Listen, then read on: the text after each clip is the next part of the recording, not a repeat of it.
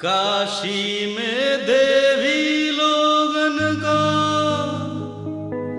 और चौचक दरबार, उनका दुआरा लोगवा के करेला जय जयकार। बोलो दुर्गा मैया की।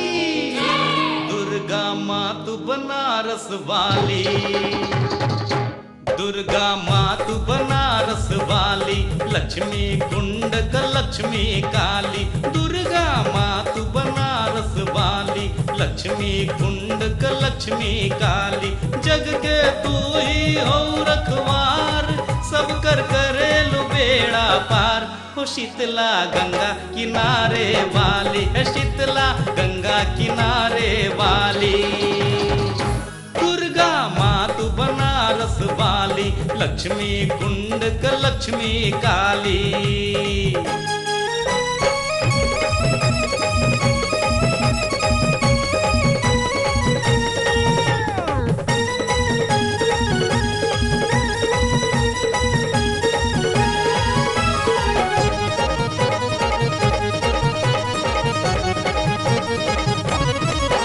अन्नपूर्णा माता तोरे पजरे रहे विश्वनाथ। नाथ नाथ भर जाला झोरी, दोनों जाना अनाथन के नाथ। नाथ मैया तो हर दुहाई तोहरो शान निराली। जय माँ मैया तो हर दुहाई तोरो शान निराली। हे जगदम्बा मैया जग करेल तू रखवाली। बन के नैया का ओ बन के नैया का तू पतवार। शीतला गंगा किनारे वाली है, शीतला गंगा किनारे वाली। दुर्गा माँ तू बनारस वाली, लक्ष्मी कुंड का लक्ष्मी काली। दुर्गा माँ तू बनारस वाली।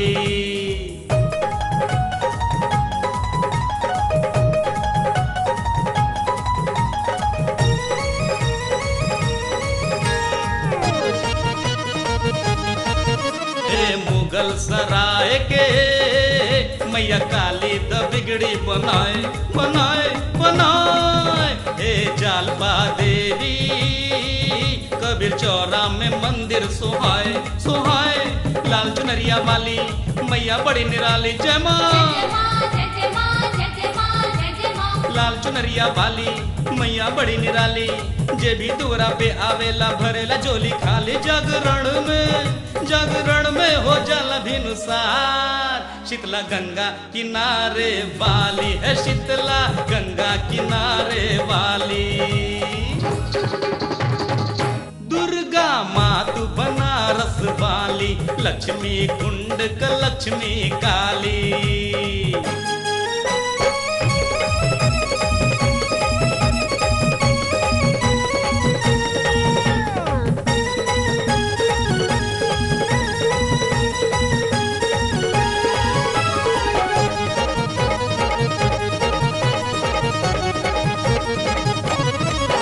चल चेतगंज में बाली माई के मतवा नवावे नवावे नवावे। जदपुरा में चल के बागेश्वरी जी के दुखवा सुनावे सुनावे। पाँव पहलिया सोहे कान सोहे बाली। जय माँ पाँव पहलिया सोहे कान सोहे बाली। काशी के भक्ति के बगिया के माँ तू ही माली। देवी मैया करे उपकार। शीतला गंगा किनारे वाली है, शीतला गंगा किनारे वाली। दुर्गा माँ तू बनारस वाली, लक्ष्मी कुंड का लक्ष्मी काली। दुर्गा माँ तू बनारस वाली, लक्ष्मी कुंड का लक्ष्मी काली। जग के तू ही हो रखवार, सब कर करेलु बेड़ा पार। शीतला गंगा किनारे वाली।